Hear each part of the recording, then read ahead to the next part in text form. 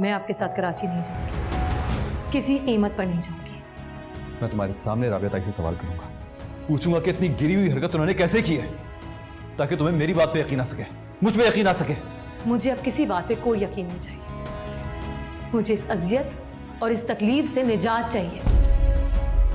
नहीं जाना मुझे आपके साथ, नहीं रहना मुझे आपके साथ। मैं आपके आगे हाथ जोड़ती हूँ, यहां से आप चले जाइए और दोबारा कभी यहां मत आइएगा। नहीं जाऊंगी आपके साथ।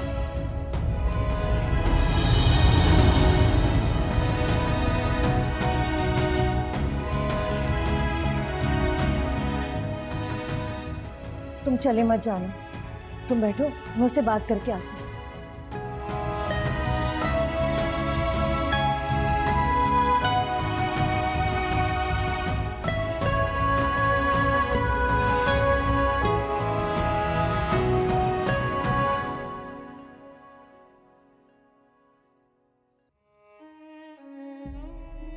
अब तुम रोना तो बंद करो।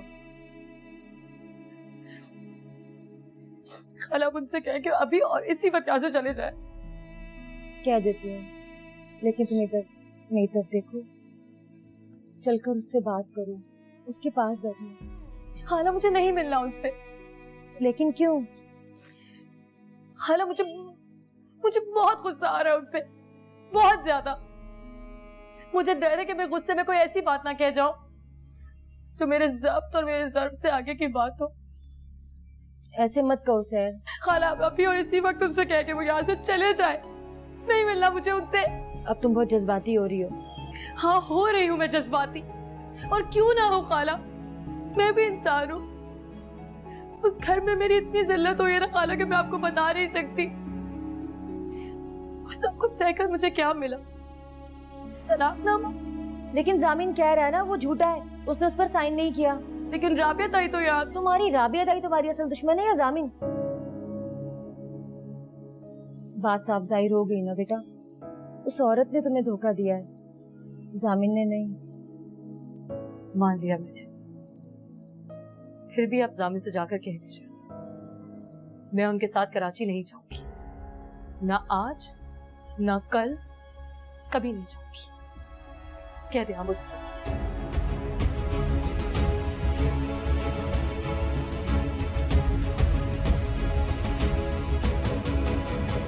वो तुमसे खफा है, बहुत खफा है, इसलिए फिलहाल वो तुमसे मिलना नहीं चाहती। लेकिन मैं कह रहा हूँ ना आपसे, तलाकनामा जाली है। कुछ जज्बे जाली और असली कागजों से ऊपर होते हैं बेटा, उन्हें लफ्जों में बयान नहीं किया जा सकता, उन्हें कागजों पर नहीं लिखा जा सकता। तुम समझ रहे हो ना मेरी बात? जी शायद। वो तुमसे बहुत प्यार करती है, लेकिन इस वक्त वो बहुत शदीद टूट फूट से गुजर रही। उसका दिल तुमसे उम्मीदें बांधना चाहता है, तुमसे मोहब्बत करना चाहता है, लेकिन उसका जहन उसे ये सब करने से रोक रहा है। मुझे नहीं पता तुम्हारी ताई ने ये हरकत क्यों की, और ये हरकत उन्होंने अकेले की या तुम्हारी वालदा और दूसरी बीवी भी इसमें मुलविस थी। क्या बात कर रही हैं? मैं अपनी माँ को और हरीम को अच्छी तरह जानता हूँ, वैसी नीच हरकत करने के बारे में सोच भी नहीं सकता। अल्लाह करे ऐसा ही हो, लेकिन जो भी था बेटा, एक बात वाज़े होगी, वो लोग तुम्हें और सैर को कभी एक नहीं होने देंगे। आगे क्या करना है, अब ये फैसला तुम्हें करना होगा।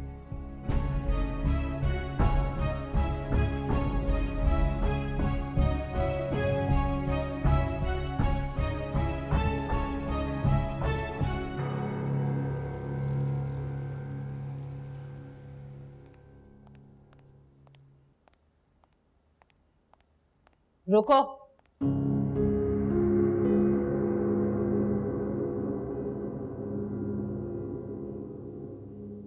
कहां से आ रहे हो तुम? मुझे जवाब चाहिए, कहां से आ रहे हो तुम? एक नया तलाकनामा बनवाने गया था, लेकिन इस बार उस पर दस्तखत असली और नाम सैर करने आपकी बेटी हरीम का हो।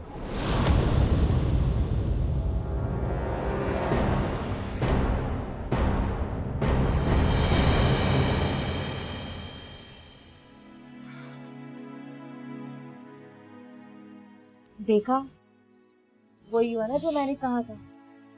तो तलाकनामा सरासर जाली था। जामिन की तो फरिश्तों को भी नहीं पता था। सहर, क्या तुम खुश नहीं हो?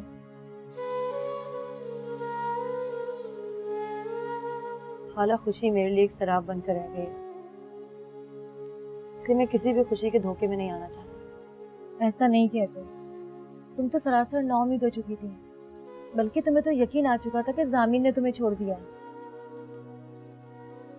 लेकिन अल्लाह ने ये कितना बड़ा फजल किया तुम पर। तुम्हारा शौहर तुमसे बहुत मोहब्बत करता है। मेरे एक बार फोन करने पर वो अपना सब कुछ छोड़कर तुम्हारे पास आ गया। तुम्हें तलाक देना तो दूर की बात, वो तुम्हें छोड़ने के बारे में सोच भी नहीं रहा। खाला प्लीज कोई और बात करो, मैं इस बारे में कोई बात नहीं करना। रुको, ये क्या कह रही हो?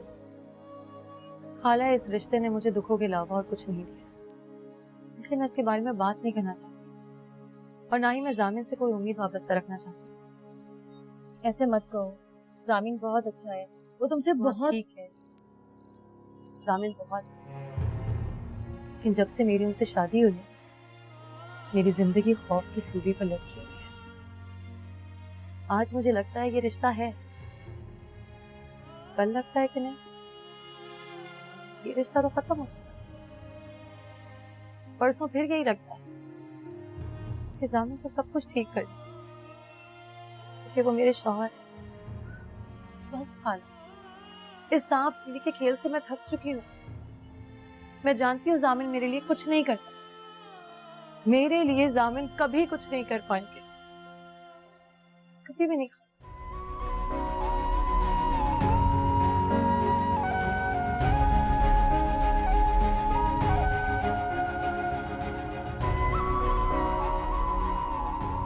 ये रूडनेस की हद है चाची जान। उसे कम से कम अपना फोन तो ऑन रखना चाहिए था। उसे जरा सा भी एहसास नहीं कि हम कितना परेशान हो रहे होंगे। तुम परेशान मत हो, वो आ जाएगा। वो सहर के पास गया, मेरा दिल कह रहा है कि वो उसी के पास गया। तुम्हें याद है ना, मैंने तुम्हें समझाया था कि हर तरह के हालात में पुरसुकून रहना है। कि 1 बज रहे हैं चाची जान, दोपहर से वो घर से गायब है, उसका फोन मुस्तकिल ऑफ जा रहा है, उसने आपसे भी कोई राब्ता नहीं किया।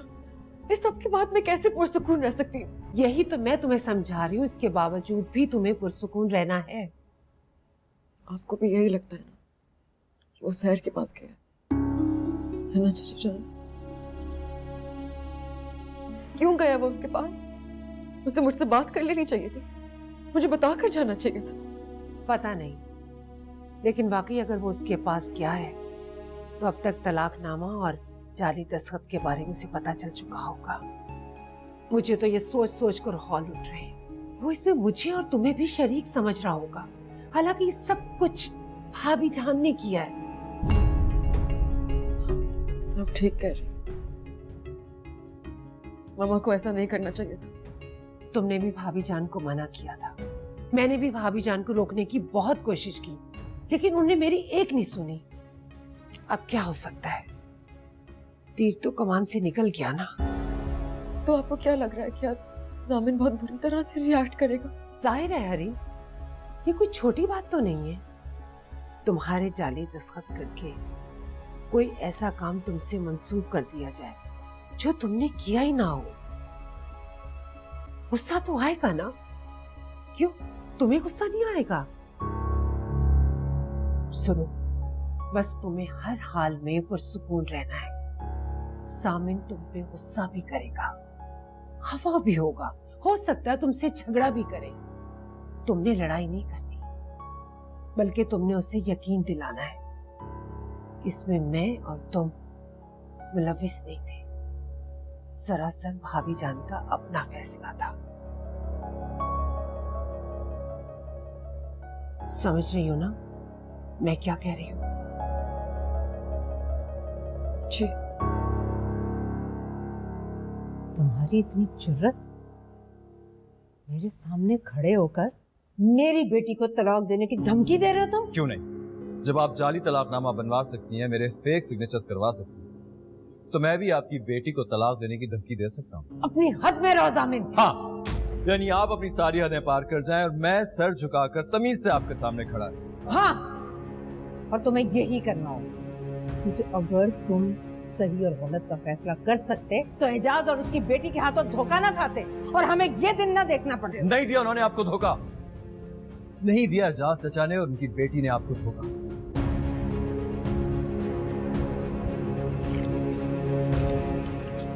ये होता है धोखा, झूठा तलाकनामा बनवाना, किसी के दस्तखत चुराना, किसी को तलाक दिलाना, ये होता है धोखा।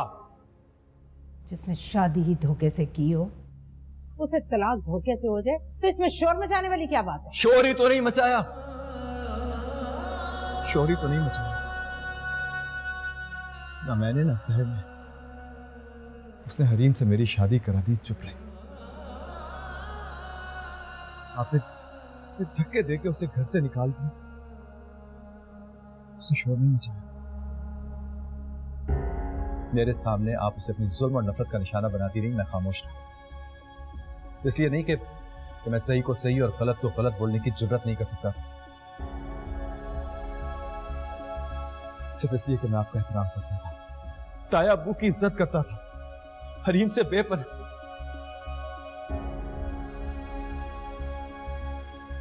छोड़े, जाने दें, ये हसास लोगों के समझने की बात है, आपको कहां समझ में आएगी? उस जादूगरनी से मिलकर आ रहे हो ना, इसीलिए तुम्हारी जबान इतना जहर उगल रही है। उससे मिलकर आते ही मेरी बेटी को तलाक की धमकी दे रहे हो तुम, मुझे डराने की कोशिश कर रहे हो। लेकिन मेरी एक बात कान खोलकर सुन लो तुम, खबरदार, अभी मेरे हालात इतने बुरे नहीं हुए। सुबह का इंतजार करो, सुबह करती हूँ मैं तुमसे।